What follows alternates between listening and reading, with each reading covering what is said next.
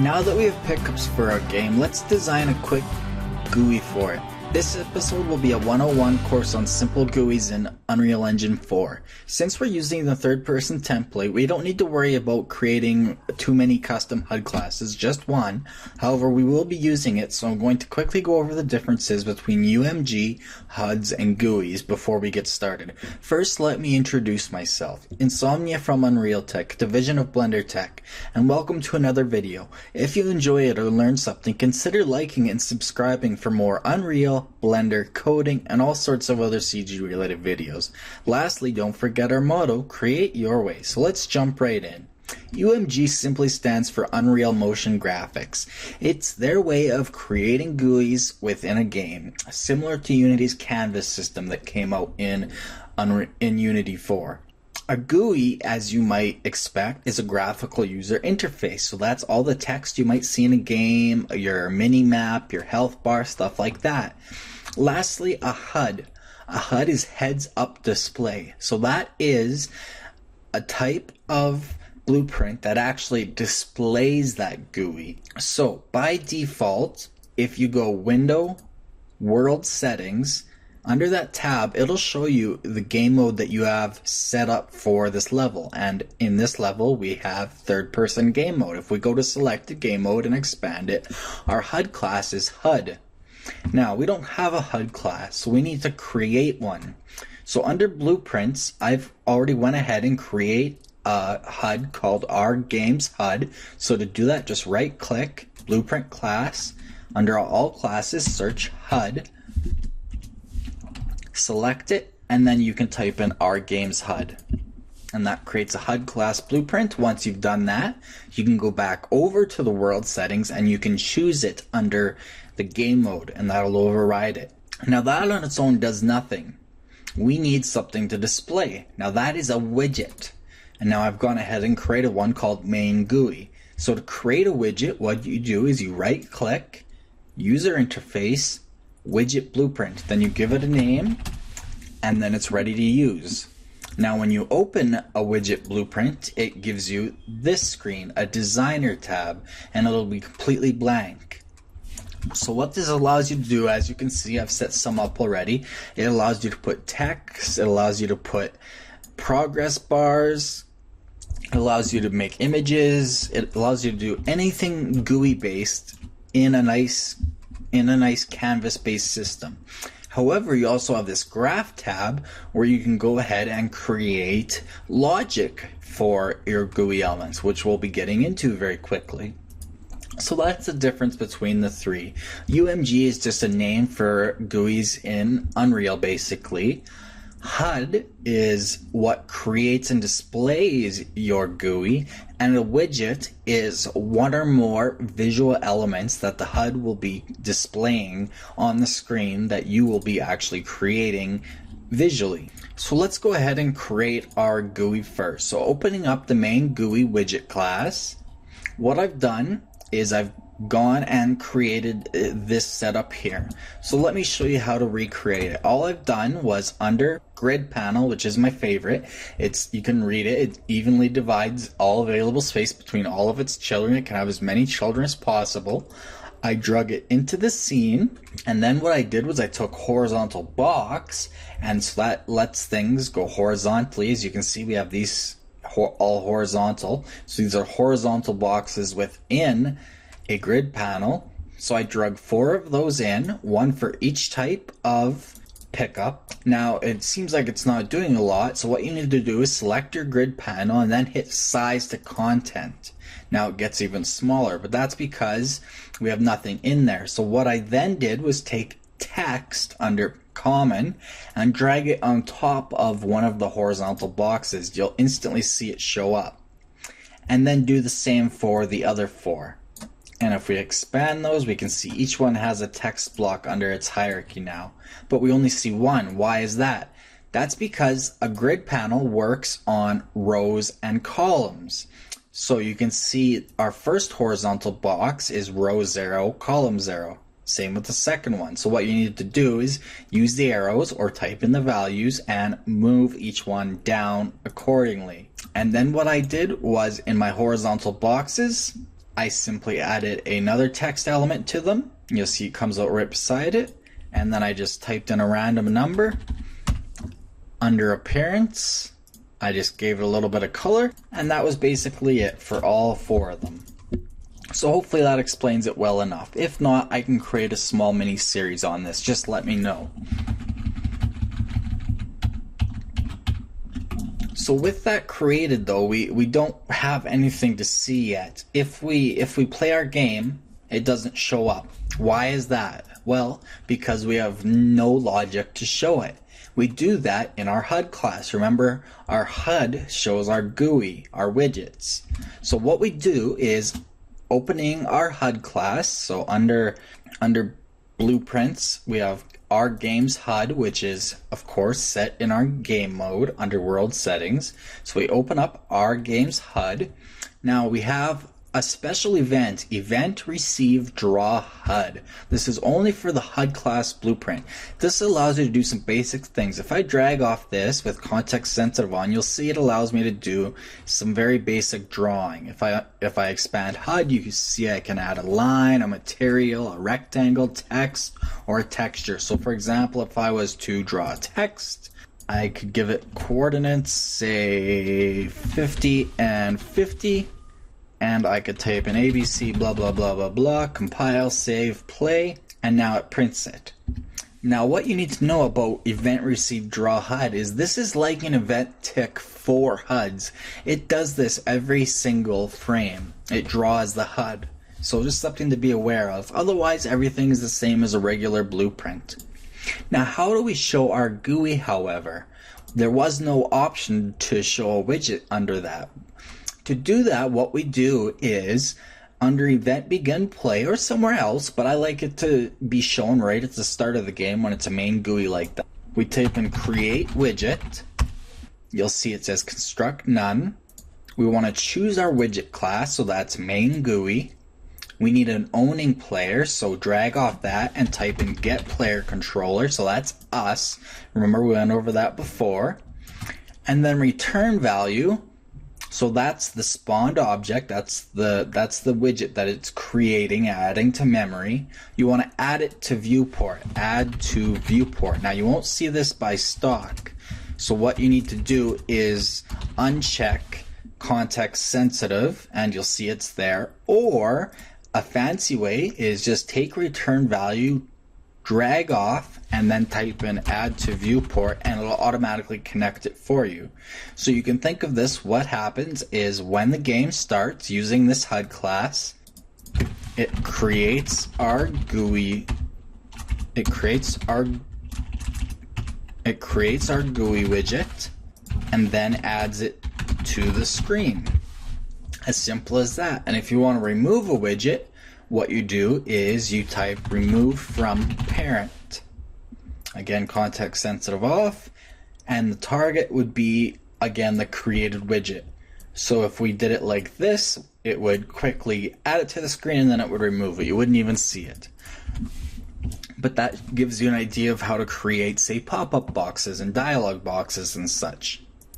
So now, if we do that, like that, hit compile and save, and hit play, we now see our what we've created more or less. So now how do we get it to show up so that when one of our pickups is used and the way that we created to use them, it adds to the numbers. It goes, 1, 2, 3, 4, 5, however many we have. There's many ways to do this. And what it's going to require is communicating between blueprints. We need to communicate from each of the 4 pickups, from each of those, to our HUD class. So we communicate to that. And then we need to communicate to our widget to change the text. And then it'll finally show up on our screen going back to our HUD. But that step you don't need to worry about. So we need to start off with our pickups. So let's open up our overlapping pickup base child standard. Let's open it up in the blueprint editor, edit pickup base child standard. And so remember, this was just placeholder logic. We know that this works our pickup little text that it shows. So we can uncheck print to screen, so it just prints to log, so that won't show up on the screen anymore. We still want it to destroy itself when we overlap, but we need to add some extra logic. What we want to do, up top, let's type in event begin play. So that's when the game is started, or when this is spawned somewhere, if you want to spawn it procedurally. Drag off that, type cast to HUD, and choose our game HUD. Now casting, if you're not a programmer, basically takes one thing and turns it into another. So we can't just go in here and choose something and play with it. What we need to do is we need an object to cast to our game HUD, and what we want to cast to our game HUD is our HUD for our player, if that makes any sense. So to do that, drag off of object, type in get HUD. Now it won't show up. Turn off context sensitive, get HUD under the HUD class category, and then it's looking for a player controller reference, so that's us playing. So drag off the target and type in get player controller, context sensitive on. And then, as our game's HUD, right click and hit promote to variable, and then just go ahead and call that our game HUD. So that's a reference variable to the HUD now. As you can see, the variable type is our game HUD. And so all this does is it allows for easy reuse. When you promote a casted variable. Otherwise, you could just drag right off of there to do something. But I like to promote it to a variable so that it's nice and clean. So now we can communicate to the HUD. So if we go to our HUD blueprint, we need something to collect the number of pickups that we've picked up. So I went ahead and created some integer variables, one for overlapping, one for clickable, one for moving, and one for highlightable, all with a default value of 0. So what we want to do, now that we've casted, we have access to all of these. So if we go back to our pickup base child standard, our overlapping pickup, now what we can do is destroy this string by holding Alt and clicking on it, drag in our game's HUD and choose get, make a getter for it. So now we have a reference to it. Go off of it and type in get overlapped pickups value. So this is a variable I've created. I'm going to go back to our game's HUD, so our HUD blueprint. All I did was I created a variable called overlap pickups value, and I just created it as an integer, and then I compiled. I did one for all 4 of them, as you can see: overlap, clickable, moving, and highlighted. So make sure you do that for all 4 first. So our target is our game HUD, the cast that we did, and then we get the variable from it, overlap pickups value, and we want to set that. What do we want to set it to? Well, when we overlap, we want it to set it to +1. We want to increment it in programming terms. We want to set it to its value +1. We want to add 1. So to do that, what I've done is I've created another variable in this blueprint called pickupped, and it's an integer as well. I'm going to drag that in. I'm going to set it. And so when we overlap, we're going to connect this up. When we overlap, we're going to set overlapped to drag in pickupped again. Sorry, not overlap, pickup. Get pickupped again and get it. And then off of pickupped, drag off and type the plus sign. We want an integer plus an integer +1.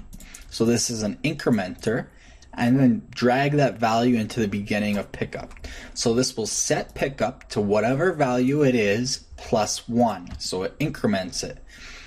And then what we can do is, sorry, we didn't want to get off of our game's HUD. We want to drag off of it and set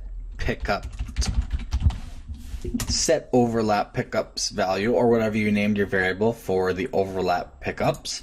We want to set it. We'll drag the execution pins first. We want to set it to that same value. Now you could use a getter, you could drag it in and get it again and then connect it. Or you can just drag straight across in this case. So it's going to set it to its value +1 in, and then on the out, it's going to send it over to our HUDs blueprint variable. It's communicating with these two nodes right here. It's communicating. And then lastly, we want to destroy the actor. So let's compile and save. So now on our HUD, now whenever we overlap one, our overlap pickups value will go up by 1. But what can we do with that? Well, not a heck of a lot. We need to communicate with our GUI. So quickly what we want to do is under our GUI, go to the graph, on event construct. Now what event construct is, it's just like event begin play, so it's like event begin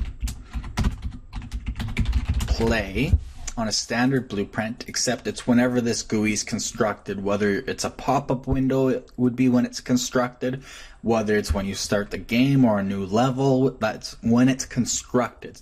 You can also do begin play,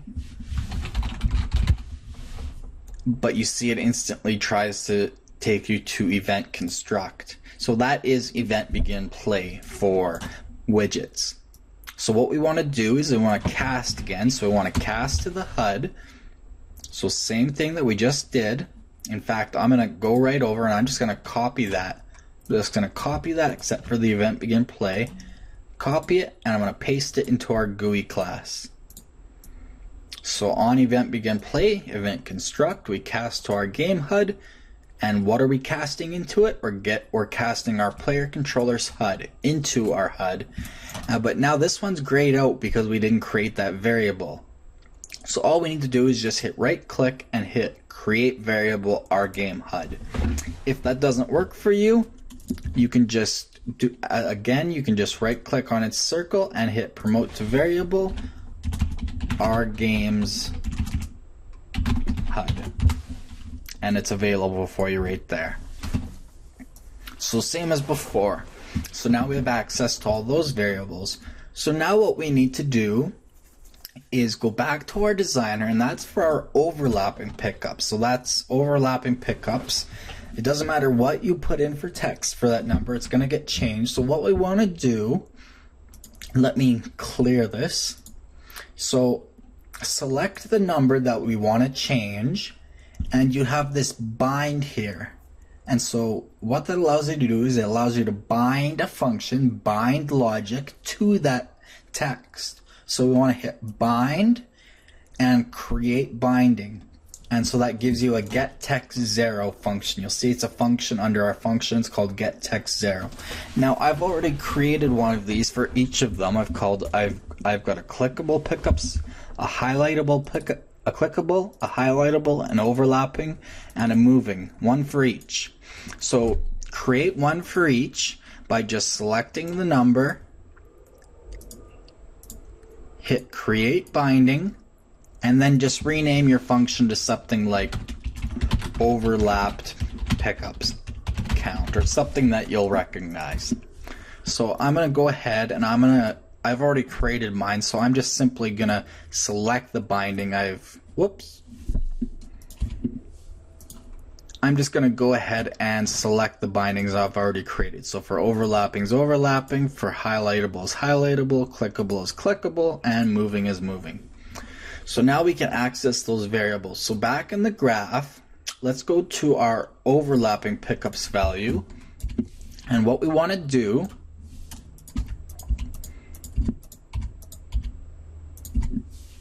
is drag in our game's HUD. So remember, this is a reference variable. We want to make a getter, drag off of it. We want to get this time. We don't want to set. We want to get overlapped.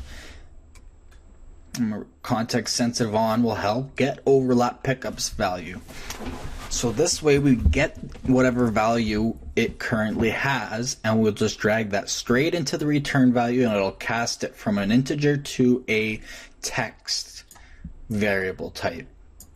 Hit compile and save. We'll save the whole project to be safe. And now if we hit play, When we overlap it, it changes from 0 to 1. If we went and we duplicated that, so I'm just going to copy and paste it and move it forward, maybe up a little bit. If we hit play, we now have 1, but it doesn't go up again. Why not? That's because of the way we set up our logic. We actually don't want it this way. What we want to do is get rid of the local one we've created. So delete the pickup variable inside of this blueprint. We want to set overlap pickups value, that's the one in the HUD, to itself plus 1. You'll notice it worked fine for 1, but not for 2. So what we want to do is we want to drag off of our game HUD variable reference again, and type get overlap pickups value again, or whatever you called it, context sensitive helps. We want to get that. That one we want to go plus integer plus 1, and then we want to drag that into its input. So now it'll set it in just the HUD, and it doesn't matter what's going on in this blueprint. So now if we compile and save and play, now we get 1 and 2, just like that. So now you can just do that for the rest of them, but they're all a little bit different. So let's move on to the next one. That one's done. Compile, save your project. Let's do the clickable next. So go into clickable, edit the blueprint. Remember, this is just placeholder logic. So the same thing. On event begin play, we want to cast to the HUD. So again, I'm going to just go and find the one I already made, and I'm going to copy and paste it to save time. So paste it right into our clickable one. We already have a player controller node there. We can just tie it right into there. And then we want to cast. And then it's grayed out again, so we want to right click up here and hit create variable, and done deal. Now remember, this is just placeholder for future logic. So we can delete those. We can delete the comment box. So we still want it to destroy when it's clicked, but on clicked we want to do what we did with the overlapped. We want to drag out our game's HUD, get, and off of that we want to get clickable value, and we also want to set clickable value. So, and then remember, off of this one we want to type in plus integer plus 1, so we're incrementing it each time. And then we want to, our setting is our main logic, so we set, so on click we set it to clickable value plus 1, so take the output, the return value, and put it into the input, and then the execution goes on, and then it destroys actor. So remember, you can think of this like this is in this HUD, or sorry, this is in this blueprint, this is in this blueprint, not BPO, BP, but you can think of these ones like communication. You're communicating to the HUD blueprint.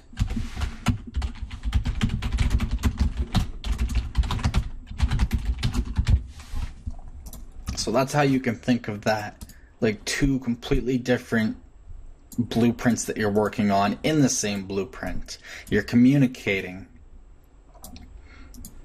So let's see if that works. Compile and save. We'll go to our GUI. Remember, we need to create the logic for it. So this is for clickable, so 0, 0, 0. If you haven't already done it, choose bind and hit create binding. I've already created one called clickable pickups value. So what I want to do is I want to drag in our game's HUD reference. I want to get clickable value, and then I just want to drag it right into the return value, and again it'll cast an integer to text. So let's compile and save and hit play. Let's test it. Let's click on it, and it changes to 1. Let's create a second and make sure it works for 2. I'm going to copy it and paste it. In fact, I'm going to do that for all of them, just so I don't have to do it later.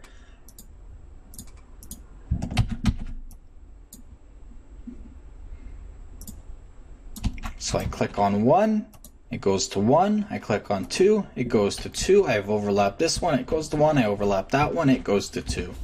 So let's continue. So onto the highlightable. So we know that when we mouse over it, it turns green. And we have the cursor on and off debug text. So let's open that one up. We can close the clickable. We know that one works. Save our project to be safe. So choose our highlightable one and edit it. Go into its blueprint. And so this one gets exactly the same treatment. The mouse over logic, it stays. If you don't want that message display, you can uncheck print to screen, or you can delete it altogether. But what we need to do is on event begin play, we need to cast again. So again, I'm just going to select the one that I already made, copy it, paste it right in there. And then we need to create this variable or promote it, whatever your preference.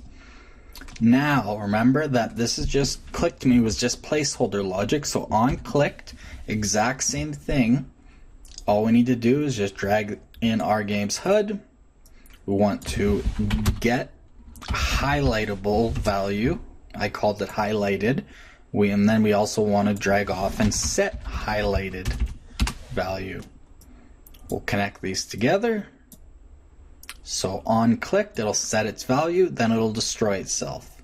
So again, we want to hit plus, we want to increment +1 every time, and then put the return value into the input. Compile and save, go to our GUI widget, go to our highlightable pickups, same deal, our game's HUD, drag off, getter. And remember, you can always hold down Control and drag in to make a getter, and click with Alt to make a setter. So I'm going to make a getter.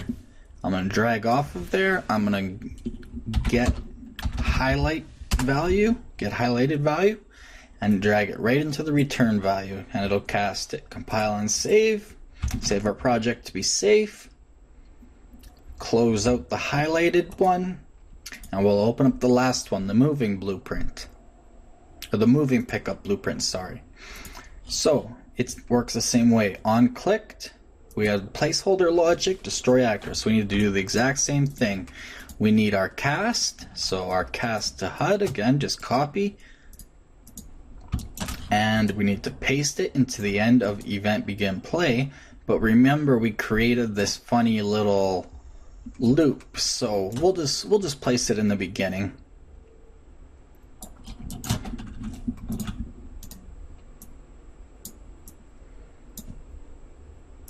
And don't forget to promote this to a variable by right-clicking on it, or right-click on the node and hit create variable. And then we want to remove print string clicked me, our placeholder logic, and replace it with the same one. Our getter, get, this one's moving, so get moving value and set moving value. And the same thing as before, we want to increment it by 1, so plus integer plus 1. So increment by 1, return value into the input of the setter, and done deal. Now go back into our GUI, go to moving, and the same thing. We want a getter for our HUD, and we want to get moving value and drag it right in. Now compile and save our project to be safe. Close our moving one, we don't need it. Now let's test them all out. So they're all 0. Let's try our overlapping first. 1 and 2. Now let's try our clicking. 1 and 2. Now let's try our highlightable clicking. 1 and 2. Now let's try our moving ones if I can get them. 1 and 2. Just like that. So that's pretty boring though. Let's quickly add a score system, make it a little more interesting. So in our GUI, let's go back to the designer, Let's drag in a horizontal box somewhere. Let's check off size to content, as I always suggest. Let's drag some text into it.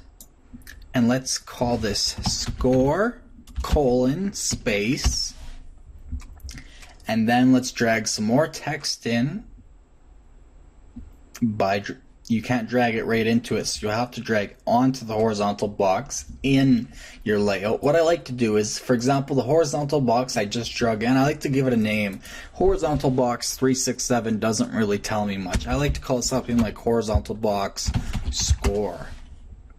So score, and then our score will be 0000, whatever. Maybe we'll add one more text box on top there, and then we'll call it points.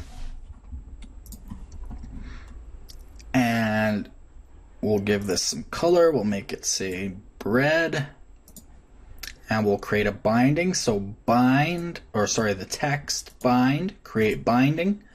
We'll call this one score value text. So what can we do with this? Well, this is where we can get a little interesting. So let's create some logic. So let's drag in a getter for our game HUD, and off of it let's get a getter for each one of our pickups. So get clickable, get overlapping, get moving, and get highlightable. Now remember, these are integers, so they're like 1, 2, 3, 4, 5, 6, etc. But let's assign a point value to each of these. So how about let's decide that overlapping is the easiest since you just walk over it. So let's say it's worth 10 points. The moving's the hardest, so let's say it's worth 100 points. Highlighted, let's say it's worth 25. And the same with clickable, since it's basically the same thing. We'll call it 25. So how do we get these points into our return node? Clickable value, we type in the asterisk for multiplication, integer times integer, so we want to take that value times 25, do the same for the rest of them, times their point values, and then we want to add them all together. So take the return value of the first one, type in the plus sign, integer plus integer, and then add 3 pins, so 1, 2. So we have 3 extra pins, and just drag everyone in. It's a little bit messy, but it works. So we have all of this added together. It gets all of the values. It multiplies them by their point value. So we get base values. This is our reference to HUD for communication. Then we multiply